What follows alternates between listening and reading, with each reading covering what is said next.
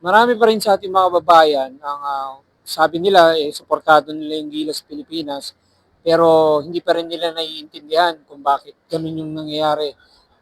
Kumbaga tulad ni Justin Brown, sinisisi nila dahil nga talo ang Gilas, tapos si Justin Brown 11 points. Sabihin matanda na, nandiyan na naman yung issue ng pang-PBA lang.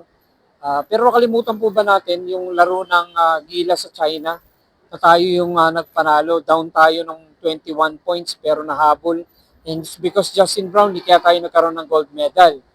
And at the same time, dun sa mga European League, di ba, si Justin Brownlee rin yung naging instrumento para manalo tayo sa patunayan na talagang kaya ng Gilas Pilipinas. So yan, at higit sa lahat, tulad halimbawa ni Coach ni Junmar Pajardo, sinasabi na marami pang PBA lang. So hindi po ganoon. Meron po yung proseso at may game plan po kasi ang Gilas.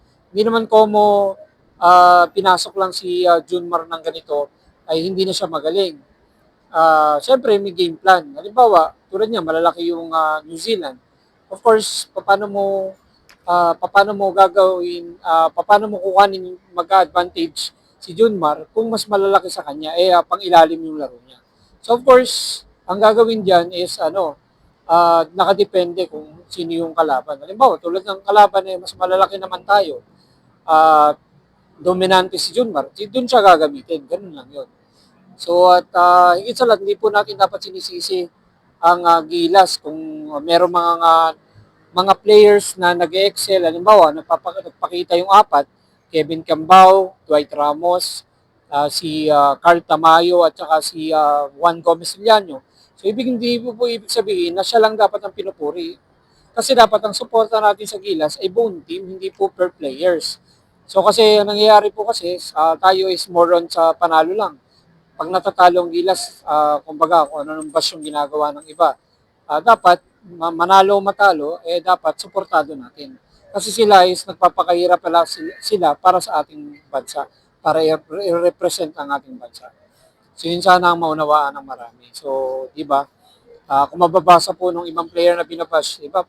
Tingin nyo ba makakatulong? Hindi naman makakatulong yung pambabash ninyo. Ang importante, kung mas down yung laro niya, hindi maganda yung laro, dapat nga support. Yun ang kailangan ng mga players is support. Hindi po yung ida-down siya na sasabihin hindi siya karapat-dapat doon. So, yung mga players na nandyan, kaya po nandyan yan, ay karapat-dapat. At higit sa lahat, pinaghirapan nila yung slot na yan. So, yung iba sinasabi na favorite lang ni Coach Tim Cone, sina RJ Barrientos, sina Troy Rosario. So, of course, mas kilala ni Coach Tim Cone yung mga player niya. Kaya yun ay kukuha. Para yung si Coach Chat, di ba? Si Coach Chat, kaya po ang pinapasok niya, sina Pogoy, sina Oftana, dati sina Jason Castro, doon magagaling din talaga yung mga yun. Pero mas kilala kasi niya ni Coach Chat Reyes yung mga ganong player. So, si Coach Tim Cone, mas kilala niya ang capability ni RJ, ni Troy Rosario, ni Scotty Thompson, ni Justin Brownlee. Kaya talagang siya yung unahang bigyan ng opportunity. Hindi po como pinasok or niline up sa Gilas, ay yun agad. So, dumaan pa rin niya sa pool.